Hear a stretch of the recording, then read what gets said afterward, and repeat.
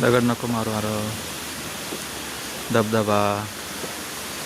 आणि हे आहे पेमगिरीचं वडाचं झाड, खूप मोठं, खूप खूप मोठं.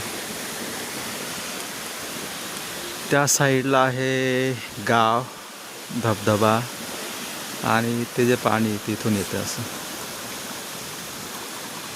हे पाणी. इकडे आहे डोंगर.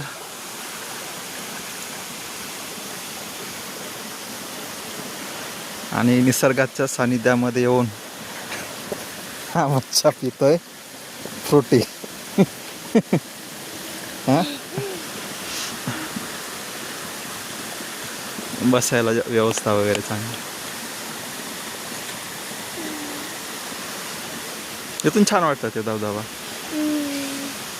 तिथं आहे ना, आपण जवळ पण जाऊ एक दिवस.